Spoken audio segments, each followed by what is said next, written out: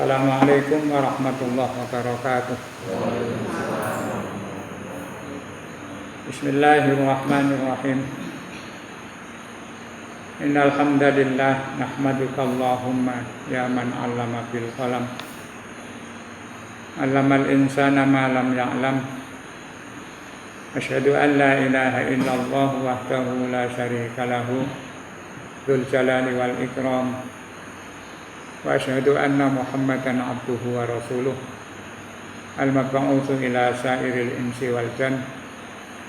Allahumma shalli wa sallim wa barik ala sayyidina Muhammadin khairil anam wa ala alihi wa ashabihil kiram. Sholatan wa salaman daimaini mutalazimaini ila daris salam amma ba'du. Qala Allah ta'ala fi kitabihil karim, a'udzu billahi minasy syaithanir rajim.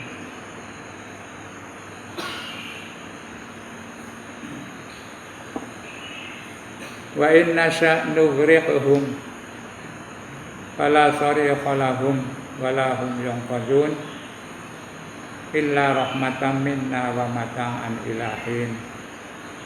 Shadaqallahul azim.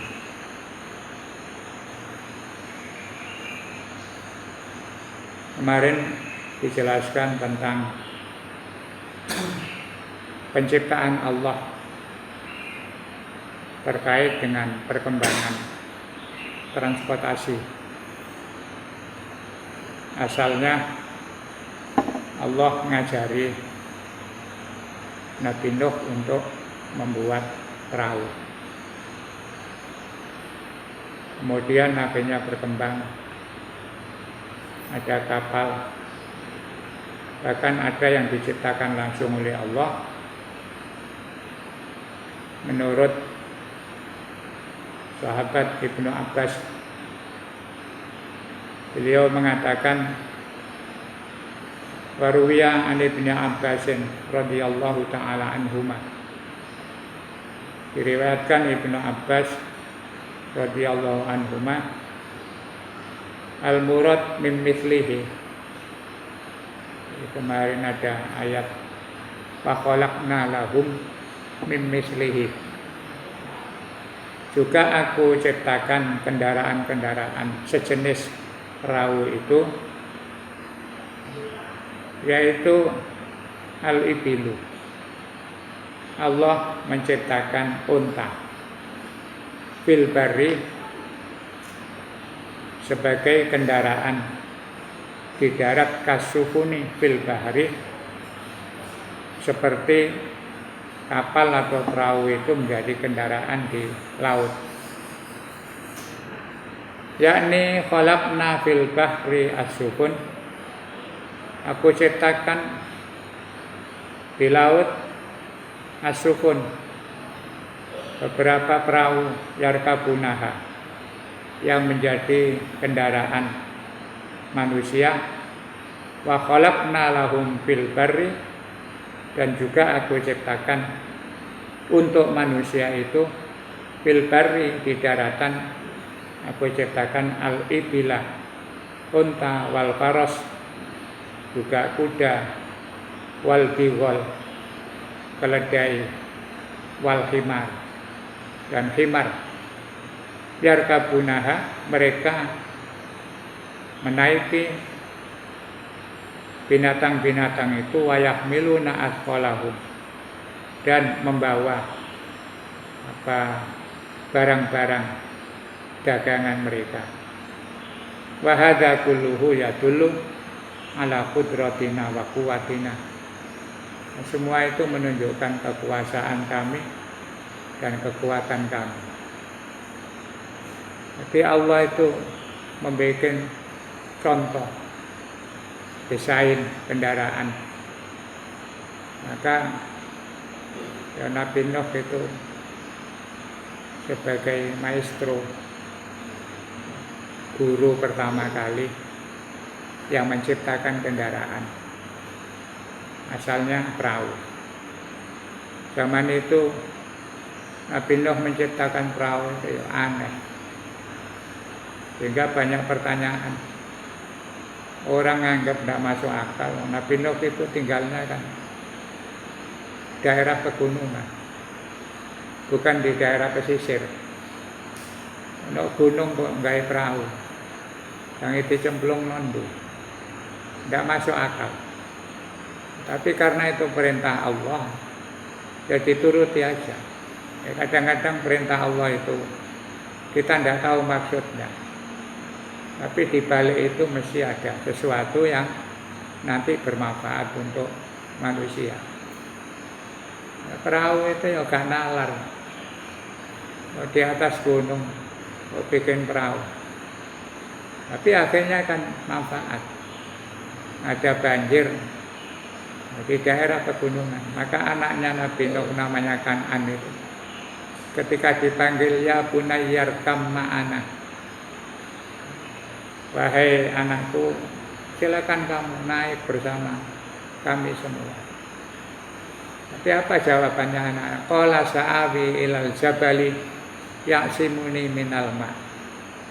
Dia jawab, enggak, saya akan lari ke gunung untuk menyelamatkan saya dari banjir. Jadi kira kayak banjir biasa. Banjir paling ya saudel atau paling besar ya makin sak dodo. Nyatanya dia lari ke atas gunung, banjir terus naik sampai melanda seluruh wilayah sekitar Irak, Syria dan sebagainya. Bahkan ada pendapat yang mengatakan sampai ke Mekah, sampai menghancurkan Ka'bah. Maka ada cerita Ka'bah itu dulu setelah dibangun oleh Nabi Adam, kemudian pernah mengalami banjir. Dan dari Nabi Adam itu ada 3 fase: Adam, Idris, Nuh. Dalam Nagoman kitab Aqidatul Awam itu hum Adamun Idrisun Nuhun Huduma Soleh wa Ibrahimu kulun mutaba. Nabi Adam, kemudian Nabi Idris, setelah itu Nabi Nuh. Banjir sampai melanda Mekah, ya, di mana Ka'bah yang cikal bakalnya dulu, ya, dalam sebagian riwayat itu sejak Nabi Adam, ketika diturunkan Allah, terus akhirnya terdampar di Arafah. Sekarang ada Jabal Arafah, disebut Jabal Rahmah. Itu zaman Nabi Adam sudah pernah dibikin. Jadi bangunan pertama Ka'bah yang Allah sebut inna awwala baitin wudi'a linnas, bangunan pertama yang dibangun untuk keperluan manusia, itu ya Ka'bah. Zaman Nabi Nuh banjir, bayangkan di daerah Irak, Iran, Syria, sampai melanda ke Mekah. Nah, itu menghancurkan Ka'bah. Ya, anaknya Nabi Nuh lari ke gunung, ya, nggak selamat, banjirnya sampai ke puncak gunung. Sa'awi ila jabalin ya'simuni minal. Kemudian Nabi Nuh bilang la asimal yaumah illa man rahima rabbi. Enggak ada yang akan bisa selamat kecuali orang-orang yang diselamatkan oleh Allah. Di kendaraan-kendaraan masa depan itu diilhami oleh kendaraannya Nabi Nuh, ya, wujudnya perahu. Akhirnya pikiran dan otak manusia berkembang, ya, sampai sekarang ada kapal terbang atau pesawat terbang, ada jet, ada yang canggih-canggih. Yaitu Allah bilang itu bagian dari cara Allah menunjukkan kekuasaan. Nah, dari kendaraan-kendaraan itu ada perahu, ada kapal, ada unta, ada bigol, keledai. Keledai itu tidak pernah punya keturunan, karena keledai itu katanya produk dari hasil perkawinan antara kuda dengan timar. Jadi nggak ada keturunannya keledai itu. Mesti hasil perkawinan antara kuda dan himar. Dari segi kekuatan fisiknya niru kuda, kekuatan beban, menanggung beban dan pernafasannya niru himar. Sehingga Allah ciptakan yang namanya biwol atau keledai itu sangat kuat walaupun kelihatannya lebih kecil dari kuda, lebih kecil dari unta. Sampai sekarang di sebagian negara-negara Timur Tengah, ya keledai itu masih dipakai untuk angkut-angkut.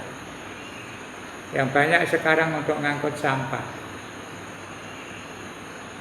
Di Mesir itu ada tukang sampah itu bawa keledekan,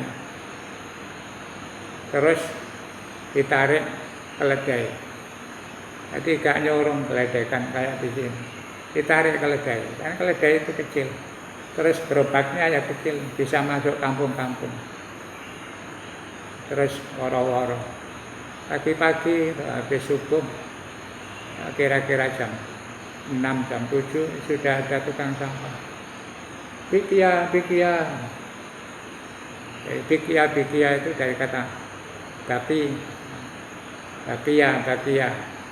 Maksudnya itu rongsokan. Bakia itu karen-karen. Sisa-sisa barang-barang yang tidak terpakai, ayo tokno, tak angkuti. Kalau sini nutuk apa itu kagak listrik, teng. Ibu-ibu pada bawa tas kresek wadai sampah. Itu bigol. Lah kendaraan-kendaraan itu Allah berfirman, wa inna sa'nu gharibhum. Jika kami menenggelamkan mereka yang ada di kapal itu, fala sarihallahum, tidak akan ada yang mampu memberikan pertolongan kepada mereka. Walahum yunqadzun, dan mereka tidak akan selamat. Di kendaraan apapun, kalau sudah Allah menghendaki celaka, perahu, kapal, pesawat terbang, mobil, kereta api, kalau Allah sudah menakdirkan celaka, ya celaka. Tidak bisa apa-apa. Manusia yang iman hanya paling terus zikir kepada Allah. Orang naik kendaraan, apalagi yang rawan, pesawat terbang, itu begitu naik itu harus sudah tawakal, harus sudah pasrah kepada Allah. Oh mabur, barang sakmono abote, berapa ton? Dan itu bahannya, ya ada besi, ada fiber, ada plastik, macam-macam. Belum kursinya, terus penumpang sampai 400 lebih. Karena ditimbang berapa ton? Mabur, tidak punya sayap, sayapnya juga bergerak, kayak pantas-pantasan, yang menggerakkan mesin. Itu terus Allah menghendaki macet sedikit saja, ya panik. Orang yang beriman mesti ingat pada Allah. Maka kemarin dijelaskan, orang naik kendaraan itu sejak awal duduk, bahkan naik buka pintu kendaraan, itu harus sudah ingat bahwa bismillahi majreha wa mursaha inna rabbi laghafurur rahim. Perjalanan ini nanti ditentukan oleh Allah.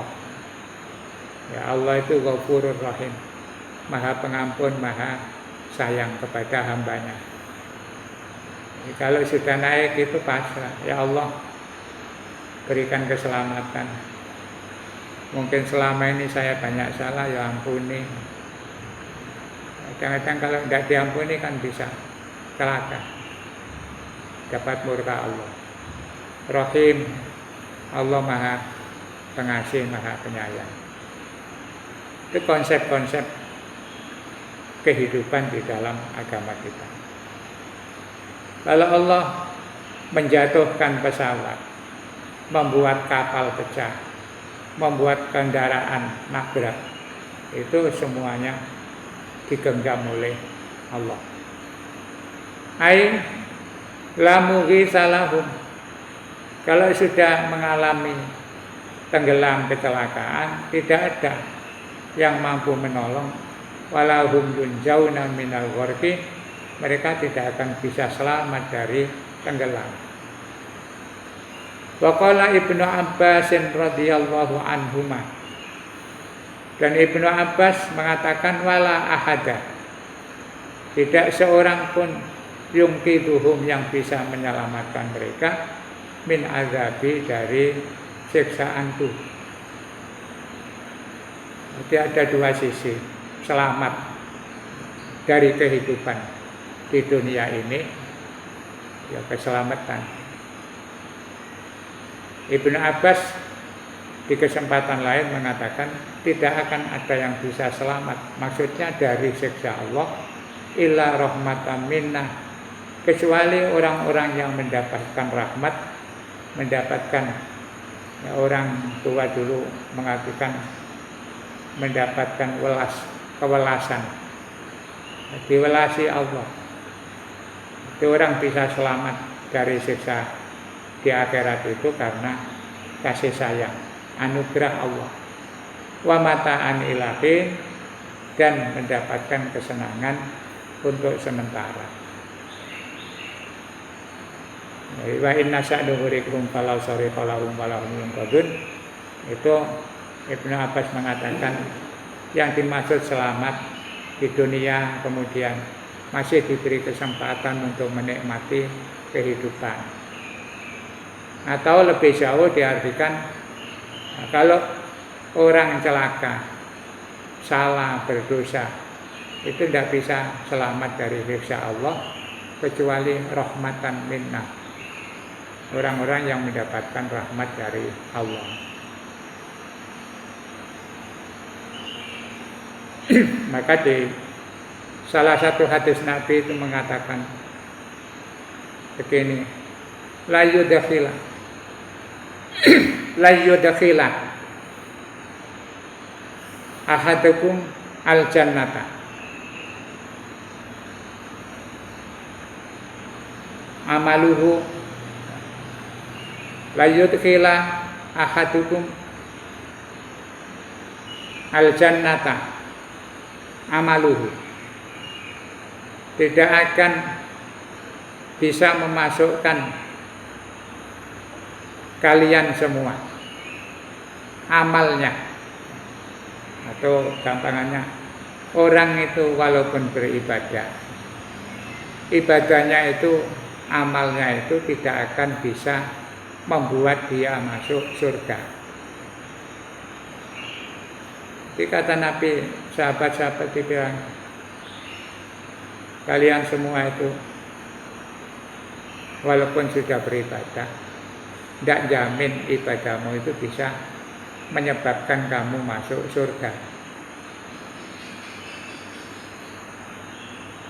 Faqalu, kemudian para sahabat tanya, wala anta ya Rasulullah, loh apa juga termasuk jenengan tidak bisa masuk surga karena ibadahnya?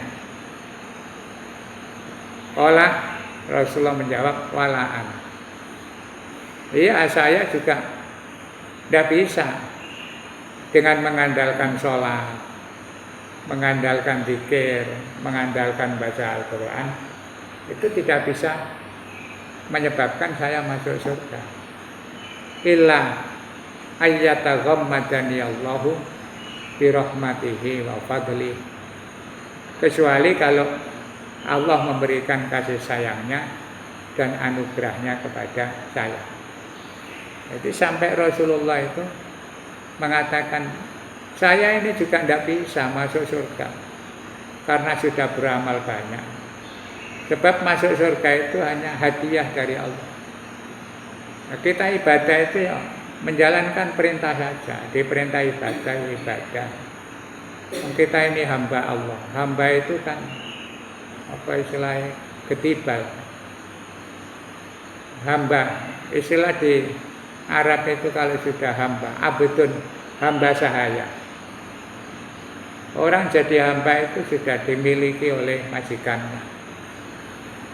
Dikongkon apa wae harus nurut, walaupun tidak dibayar. Yang penting iso urip di keimanan. Nah, sehingga zaman dulu itu banyak orang-orang melarat terus bilang kepada orang kaya, Nuwun sewu kula derek ngawula dhateng panjenengan. Ngawula itu dadi kawula, dadi hamba. Pun kula menghamba dhateng panjenengan.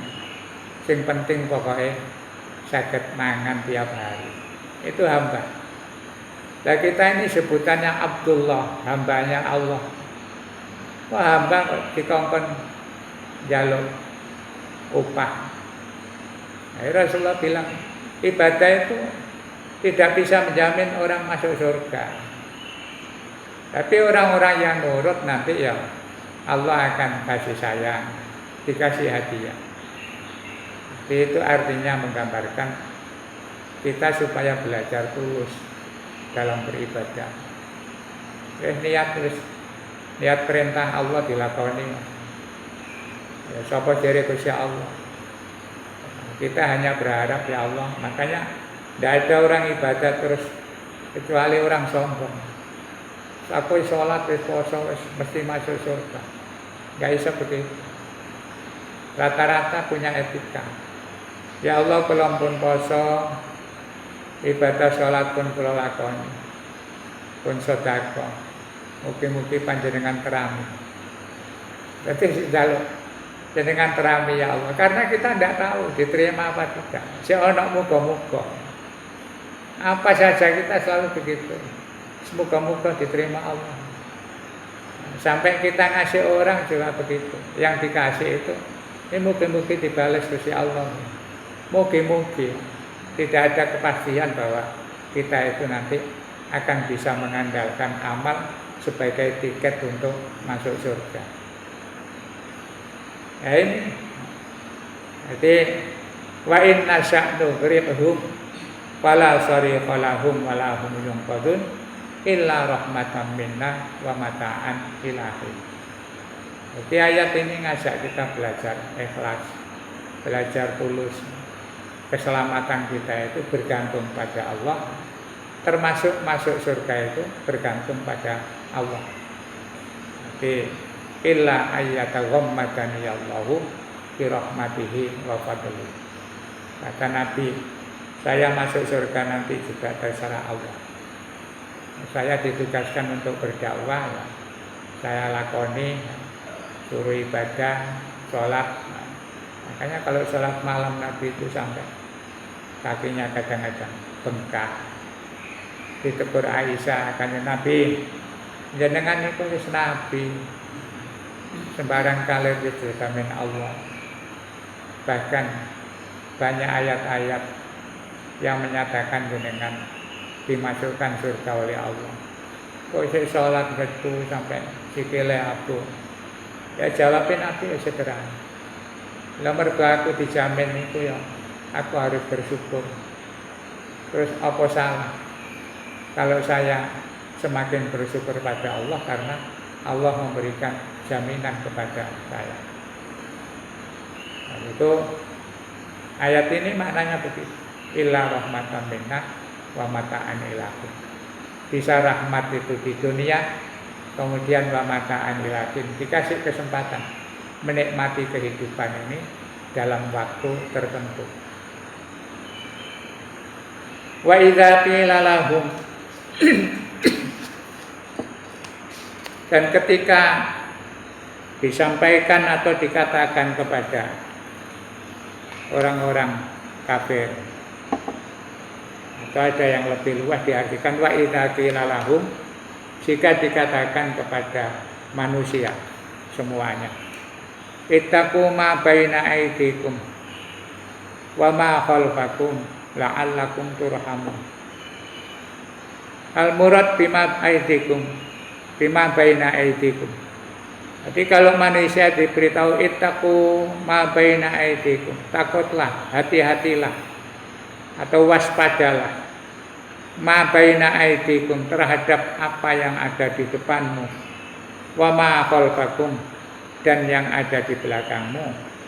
Kamu harus waspada, hati-hati, la'allakum turhamun, agar kamu mendapatkan kasih sayang Allah. Hidup itu selalu diperintah untuk hati-hati dan waspada. Wal murad bima baina aidikum, yang dimaksud yang di depanmu itu adalah ad-dunya. Yang ada di hadapan kita ini ya dunia. Jadi hidup di dunia itu harus hati-hati, yakni ihdaruha. Berhati-hatilah, waspada terhadap dunia. Wala taqrabuha, jangan terlalu dekat. Terlalu dekat itu jangan sampai dunia itu masuk ke dalam hati kita. Ini dunia wis mlebu nang hati, ya nanti lainnya tidak bisa masuk. Jadi boleh orang punya harta, punya apa saja. Istilah orang Jawa, dolek dunia yang dolek, soge ya soge, tapi ojo dilebokno hati. Nek wis dilebokno hati bahaya. Jadi harus anggang-anggang. Punya apapun itu jangan sampai masuk di hati. Kau bisa dipikir teman-teman. Dunia bakal ditinggal. Itu yang di hadapanmu, dunia, harta itu kamu harus waspada. Yakni ihdaruha wala taqrabuha. Wakilah, dan ada yang mengatakan ma baina aidikum, yang dimaksud apa yang ada di hadapanmu itu adalah ma asaba man qablakum. Peristiwa-peristiwa, musibah-musibah yang sudah pernah terjadi, apa itu dialami oleh masyarakat sebelum kamu, minal umami, yaitu umat-umat yang dulu. Wa ma khalfakum, dan yang ada di belakangmu itu maknanya adalah azabul akhirah, siksa akhirat. Jadi istilah ini kalau sepintas seakan-akan gak cocok. Dunia itu dianggap ada di hadapan kita, sedangkan akhirat dianggap apa yang ada di belakang kita. Akhirat itu kan masih nanti, dunia sekarang. Kok istilah Al-Quran itu ma baina aidikum wa ma khalfakum. Ma baina aidikum, yang ada di tanganmu atau di hadapanmu, maknanya dunia. Mungkin saya masuk wa ma khalfakum, yang di belakang. Sehingga ada yang mengartikan di belakang itu ya peristiwa masa lalu yang dialami oleh umat-umat sebelum kita. Ada yang mengartikan wa ma khalfakum itu nanti akhirat. Maka di Jawa itu ada eling temben burine. Dadi mburi. Eling burine. Uga eling ngarepe. Dan itu biasa kita pakai. Ono pejabat kereng, ono kadang-kadang terus dirasan eling kon. Diteno nang mburimu. Duduk ngarepmu. Artinya nanti. Jadi wa idza qila lahum ittaqu ma baina aydikum wa ma khalfakum la'allakum turhamun. Itu ada makna waspada. Hati-hati menghadapi apa yang ada di depanmu. Maksudnya adalah dunia ini, wa ma khalfakum, akhirat nanti. Wa huwa qaulu Qatadah, itu adalah pendapatnya Imam Qatadah wa Muqatil. Imam Muqatil. Diingatkan. Wa jawabu idza, jawabnya lafal idza. Apa tadi ayatnya? Wa idza qila, kata jika itu kan nanti ada hubungannya di belakang. Jika kamu begini maka, itu namanya jawab, maka itu. Jika kamu mau nurut maka begini. Jika kamu bangkang maka itu namanya jawab. Jawabnya idza itu qila lahum hadza a'radu bidalili ma ba'dahu, yakni idza qila lil kufar. Jika dikatakan kepada orang-orang kafir, ittaqu ma baina aidikum, takutlah kamu, berhati-hatilah terhadap apa yang ada di depan, wa ma khalfakum la'allakum tanaluna rahmatallah. Itu dengan harapan kamu supaya mendapatkan rahmat Allah. Wa takununa minal mu'minin, dan agar kamu menjadi orang yang beriman. Ya, Rasulullah itu bilang kepada orang-orang kafir, suruh hati-hati, disuruh waspada, nanti di akhirat itu ada balasan-balasan. Itu diharapkan supaya mereka itu bisa menjadi orang yang beriman dan mendapatkan rahmat Allah. Tapi apa yang terjadi? Yu'riduna biwujuhihim, mereka berpaling. Biwujuhihim, dengan wajah mereka. Arti makna Jawa yu'riduna wujuhahum itu melengos. Jadi kandhane melengos. Wala yasmauna kalamullah, dan tidak mau mendengarkan kalamullah. Jadi ini kaitannya dengan orang kafir. Ada yang mengatakan wa idza qila lahumut taqu ma baina aidikum, itu sasaran objeknya adalah orang-orang kafir yang ketika diberitahu oleh Rasulullah itu malah melengos, memalingkan wajah, tidak mau mendengarkan firman Allah. Orang kalau sudah tidak mau mendengarkan, setiap diberitahu melengos, berpaling, itu karakternya orang kafir.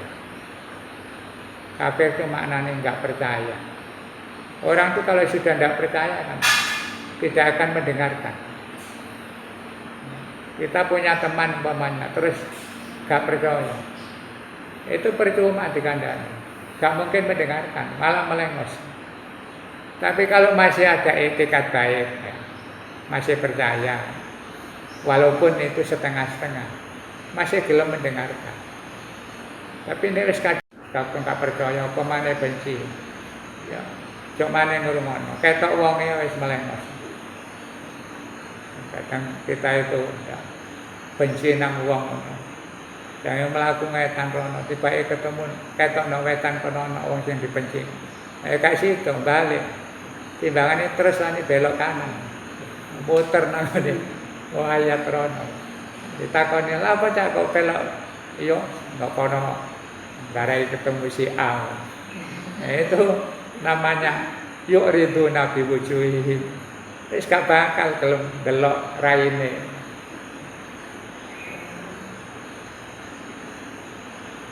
Wa ma khalfakum minadz-dzunub al-madiyah. Wa ma khalfakum itu maknanya dosa-dosa masa lalu wal mustaqbalah, dan dosa yang belakangan. Wakila al-murad min huma. Maknanya ma baina aidikum wa ma khalfakum itu bisa bermacam-macam. Ada yang mengartikan maknanya adalah dosa al-zahirah, yang zahir, yang jelas, wal batinah, dan yang terselubung. Wakila al-murad bima baina aidikum minal adab. Ada yang mengartikan ma aidikum itu adalah siksa Allah alladzi yanzilu minas sama, yang diturunkan dari langit, wa ma khalfakum, dan yang dimaksud belakangmu itu minal azab alladzi yakhruju minal ardi. Diwaspadalah terhadap azab siksa Allah yang turun dari langit atau yang turun dari bumi. Kadang-kadang satu ayat itu maknanya bisa bermacam-macam. Wa ma ta'tihim min ayatin tidaklah datang satu ayat min ayati rabbihim, dari macam-macam ayatnya Tuhan atau Tuhan mereka, illa kanu anha mu'ridin, kecuali mereka selalu berpaling. Orang-orang yang sudah tidak iman, kafir, itu ayat apapun tidak akan digubris. Jangankan ayat-ayat yang banyak, satu ayat saja mereka tidak akan percaya. Bahkan wa idza qila lahum anfiqu mimma razaqakumullah, jika dianjurkan, dikatakan kepada mereka anfiqu, infaklah, bersedekahlah, mimma razaqakumullah, dari apa yang diberikan oleh Allah kepada kamu. Jadi rezeki itu pemberian Allah, walaupun kelihatannya kita mencari. Sudah sering saya katakan, rezeki kita itu Allah yang bagi. Kita nyambut gawe, bekerja, cari kemana-mana, itu hanya sekedar ikhtiar kita. Nanti Allah baginya ya terserah Allah, hasilnya tidak bisa sama. Foto-foto tukang ojek keluar dari rumah jam 6 meluncur, terus nongkrong di pos-pos ojol misalnya, nunggu pesanan. Itu yang bagi orderan itu Allah. Ya kumpul bareng jejer-jejer, ternyata yang masuk orderan itu kepada, tidak semuanya dibagi oleh Allah. Ada yang banter, balik-balik oleh orderan, ono sing koncone oleh belas. Itu berarti mimma razaqnakum. Jadi Allah itu bilang, rizki-rizki yang kamu peroleh itu kamu hanya berusaha saja. Yang penting pokoknya gelem keluar terus. Nanti Allah yang akan melihat ketulusan orang bekerja, rencana tanggung jawab untuk apa. Iki digawe api apa gawe elek. Itu Allah Maha tahu hati kita. Nah, nanti dibagi oleh Allah. Tidak bisa podo. Podo-podo ngojeke, kelambine podo, mereke sepeda motor podo. Ya oleh rezeki gak podo. Maka orang Jawa itu sering menganjurkan sederhana. Kon iku aja turu ae nang omah. Ya sing penting metu, ceker-ceker apa kok. Ayam menik gelem ceker-ceker ya. Nemu pangan. Menungso ya ngoten. Turu tok ae gak oleh apa-apa. Masih nyambut gawe. Napa mawon termasuk online. Turu. Kon nek gak nyekel HP, gak nyekel komputer, ketak-ketik ya. Ya gak oleh rezeki. Itu namanya mimma razaqnakum. Jadi Allah bilang, orang-orang kafir itu jika dikatakan wa idza qila lahum anfiqu mimma razaqakumullah, kalau dibilang kamu itu infaqo, rezekimu itu dari Allah, itu mereka menjawabnya itu qala alladzina kafaru. Mereka akan menjawab, orang-orang kafir itu, lil ladzina amanu, kepada orang yang beriman, anutaimu malau yasha'ullahu at'amah. Jadi secara logika ketoknya masuk akal. Jawabnya begini, anut ilmu. Apakah kami harus ngasih makan? Ya. Man kepada orang, lau yasha'ullahu at'amahu. Kalau dikehendaki oleh Allah ya mesti Allah akan ngasih makan dia. Ini gambarannya begini. Lah apa aku kok kamu suruh ngasih makan orang yang mestinya itu katamu Allah itu bisa ngasih makan siapa saja. Jadi kalau Allah menghendaki kan mestinya dia dikasih makan seperti saya. Allah saja tidak mau ngasih kok saya disuruh ngasih.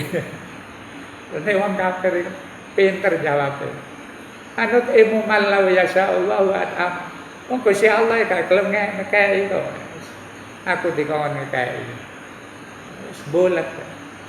Dia orang kafir menjawab. Qala alladziina kafaru lil ladziina amanu anut'imu mal law yasha'ullahu at'amah. Maka kemudian Allah bilang memang in antum illa fi dhalalim mubin. Wis panjene wong kafir itu kebacut tersesat. Jadi dikandani apik itu ya jawabnya ya apik ya. Masuk akal. Tapi itu kan menunjukkan bahwa dia melecehkan Rasulullah.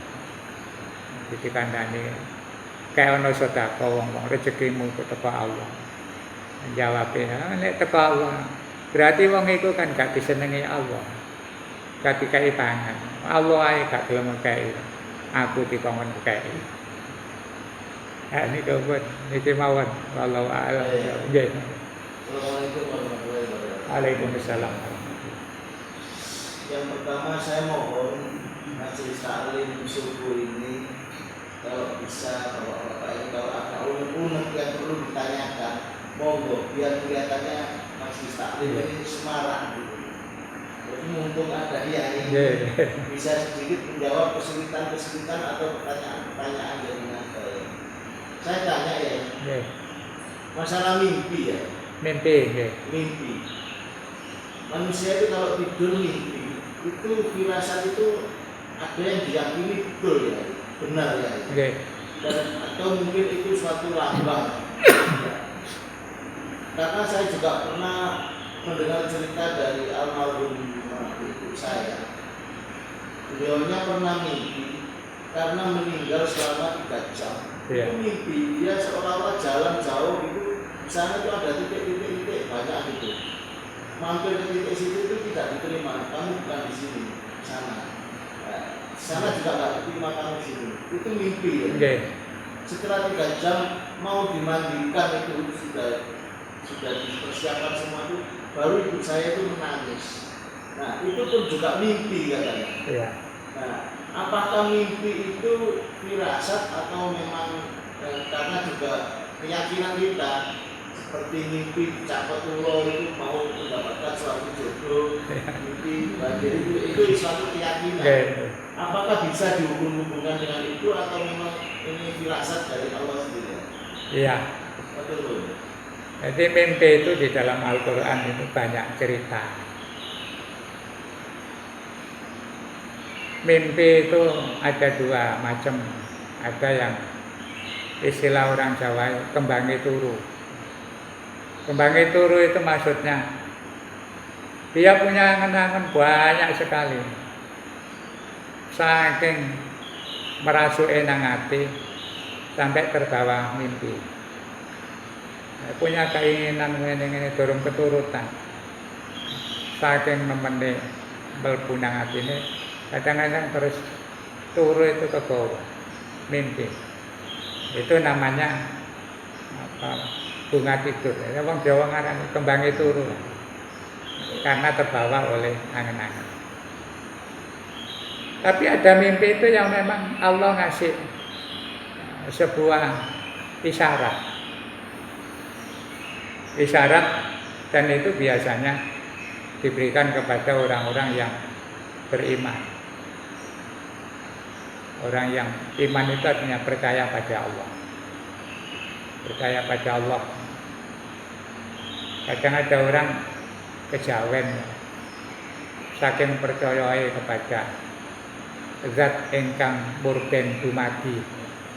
Istilahnya orang Jawa sing rambut alam.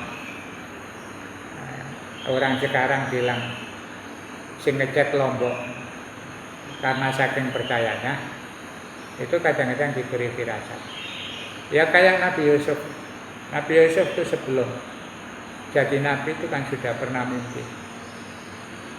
Inni ra'aitu ahada asyara kaukaba wa syamsa wal qamara ra'aituhum li sajidin. Dia bilang kepada ayahnya, "Ayah, saya tadi malam mimpi melihat ada 11 bintang itu kok turun, ya gampangnya sujud kepada saya. Ra'aituhum li sajidin." Kemudian kata ayahnya, kau ngajak cerita-cerita. Mimpimu itu nanti akan membawa sesuatu yang kamu akan dibenci, dihasudi oleh saudara-saudara. Nah, itu mimpinya Nabi Yusuf itu setelah diceritakan mimpi, padahal dirahasiakan, tidak diberitahukan. Tapi yang diucapkan oleh ayahnya Nabi Yakub itu, ya Yakub juga Nabi, punya firasat bahwa mimpinya itu akan membawa nasib yang nanti itu ya, semua orang akan sujud kepada Nabi Yusuf. Di akhirnya kan cerita Nabi Yusuf itu betul, 11 orang itu akan tunduk sujud ya, kepada Nabi Yusuf ketika Nabi Yusuf sudah jadi Nabi dan jadi raja. Nah, waktu masih kecil tidak tahu, saudara-saudaranya itu juga ada punya firasat Yusuf ini bahaya, kan terus mau dibunuh. Tapi kata saudara tertua namanya Benyamin itu saudara kandung, sakit, nah, tunggal bapak, tunggal ibu.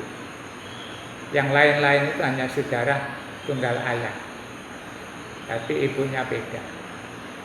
Nah, akhirnya kan betul pada saat terjadi paceklik, kemudian saudara-saudaranya Nabi Yusuf itu minta bantuan, kan Nabi Yusuf diajari oleh Allah untuk mensiasati, karena saudaranya itu yang sekandung dengan Nabi Yusuf itu tidak ikut. Akhirnya terus gandum yang diberikan itu diselopok atau disisipi, dimasuki takeran, timbele, timbangan.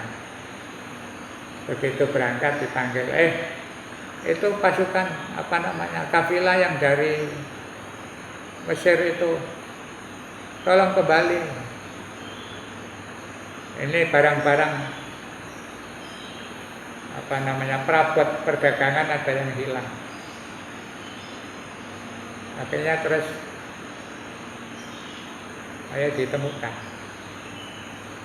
ditemukan, oh iya adiknya itu ditemukan, ternyata ketemu di karung yang dibawa adik kandungnya itu. Nah, Nabi Yusuf, ya berarti ini yang bawa timbel saya ini harus ditahan.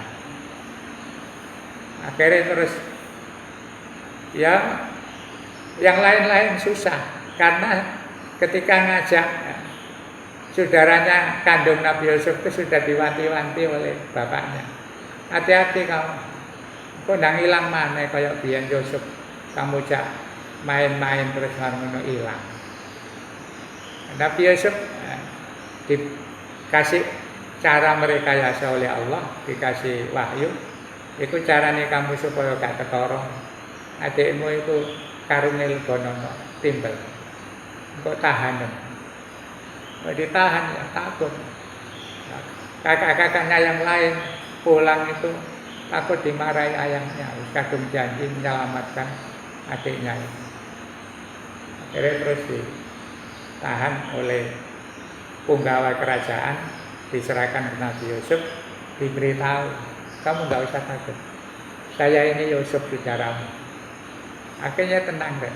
Oh, yang kakaknya pulang bingung, di rumah mau lapor ayahnya nggak berani. Akhirnya sampai yang namanya Benyamin, saudara tertua itu nggak berani pulang. Yang lain wis kono ae laporan nang bapak. Aku kawani. Itu mimpi. Lah orang-orang biasa kadang-kadang juga ketika ada kedekatan dengan Allah, ada sesuatu ibadah yang mungkin diterima Allah, kita ini kan tidak tahu. Banyak ibadah yang kita lakukan, ya ono sholat, ono puasa, ono tirakat, ada macam-macam lah, sedekah, itu kan tidak tahu yang diterima. Di saat mungkin ada ibadah sekecil apapun diterima Allah, itu terus menjadi orang itu dekat dengan Allah. Nah, salah satunya dikasih mimpi. Mimpi itu bisa menjadi ilham atau firasat. Rasulullah pernah dalam hadis mengatakan, ittaqu firasatal mu'min. Takutlah dengan firasatnya orang yang beriman. Maka orang dulu itu percaya begitu. Ana wong tua ahli ibadah terus ngomong, aku kok duwe firasat kaya awakmu itu bakal ngene. Itu kata Nabi, ittaqu firasatal mukmin. Takutlah atau hati-hatilah dengan firasatnya orang mukmin, karena firasat itu dari Allah. Bisa jadi menjadi kenyataan. Jadi orang dulu itu kan kadang diberitahu orang tua, aku kok duwe firasat ngene ya. Kok kaya gak enak. Lah itu bisa jadi itu informasi dari Allah. Apakah melalui mimpi atau melalui kerendak hati? Ya, kadang-kadang orang yang beriman itu memang punya kelebihan. Ya kan, dulu itu orang tidak berani pada orang-orang alim itu. Mereka kadang-kadang dia punya firasat tajam. Ya ngomong kadang-kadang jadi kenyataan. Orang dulu itu begitu. Mau ketemu mertamu namanya kiai yang terkenal alim, susah ditemui. Itu kadang merasa aku kok gak ketemu ya. Apa kakean dosa aku itu. Nah, terus akhirnya sebelum berangkat itu ya Allah muka-muka iso ketemu. Kait naik kendaraan itu longgo terus maca Fatihah terus. Fatihah kiai ini Al-Fatihah ya Allah muka-muka iso ketemu. Kan ini terus ada cerita dulu itu Kiai apa itu Pasuruan itu Kiai Pasuruan yang terkenal wali itu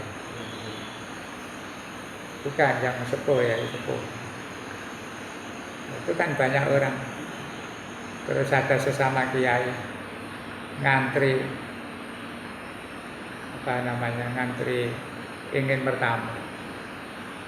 Habis sholat subuh turun masuk rumah gak metu-metu. Terus dia tengok, ya Allah, apa aku kakean dosa yang kok gak ditemoni? Kiai saya yang di rumah dengar langsung keluar dipanggil ojo ngono rek. Sama-sama walinya. Dia ingat. Tapi firasatul mukmin itu kadang memang terjadi. Orang-orang yang istiqomah, tidak tahu istiqomah dalam bidang apa, kadang punya wirid-wirid khusus. Itu dikasih firasat oleh Allah. Ya ada dua macam itu. Mimpi kadang memang benar karena itu firasatun minallah. Ada yang mimpi gawane turu. Jadi kembangnya turu. Kepengin macam-macam turun keturutan sampai ke bawah mimpi. Itu namanya mimpi kembangnya turun. Tapi ada mimpi itu yang nek Rasul atau Nabi itu wahyu. Tapi orang-orang yang ahli ibadah bisa saja itu adalah firasat. Firasat itu bisikan dari Allah. Dibisikin. Sehingga tajam dia pengamatan, pendengaran, penglihatannya. Ya, kadang lihat orang itu sudah tahu. Saya dulu itu nang kiai-kiai alim itu wedi. Wedi kok konangan ahli maksiat gak direken sampai kiai. Orang dulu di pesantren itu diberitahu gitu. Ini kepengen golek barokah nang kiai-kiai. Ojo sering maksiat. Gak ditemoni kan kok. Orang dulu itu percaya. Saiki kan wis dianggep padha wae kabeh. Padha menungsane, padha mangan sego. Padahal Allah itu ngasih, kadang-kadang ada orang-orang tertentu yang memang diberi firasat ketajaman oleh Allah Subhanahu wa taala. Ngoten. Ben nggih? Monggo diakhiri. Bismillahirrahmanirrahim. Allahumma salli wa sallim ala sayyidina Muhammad walhamdulillahi rabbil alamin. Allahumma ighfir lana dzunubana wa liwalidina warhamhum kama rabbawna shighara. Allahumma rabbana taqabbal minna innaka antas samiul alim wa tub alaina ya maulana innaka antat tawwabur rahim. Allahumma bika asbahna wa bika amsayna wa bika nahya wa bika namut wa ilaikan nusyur ya hayyu ya qayyum bi rahmatika nastaghith. Allahumma inna nas'aluka min khairi ma sa'alaka minhu nabiyyuka Muhammadun sallallahu alaihi wasallam wa na'udzubika mimma sta'adzaka minhu nabiyyuka Muhammadun sallallahu alaihi wasallam wa antal musta'an wa alaikal balag wa la haula wa la quwwata illa billahil aliyyil azim. Rabbana atina min ladunka rahmah wa hayyi' lana min amrina rasyada. Rabbana atina fid dunya hasanah wa fil akhirati hasanah wa qina adzabannar. Wa sallallahu ala sayyidina Muhammadin wa ala alihi wa sahbihi wa sallam. Subhana rabbika rabbil izzati amma yasifun wa salamun alal mursalin walhamdulillahi rabbil alamin. Assalamualaikum warahmatullahi wabarakatuh.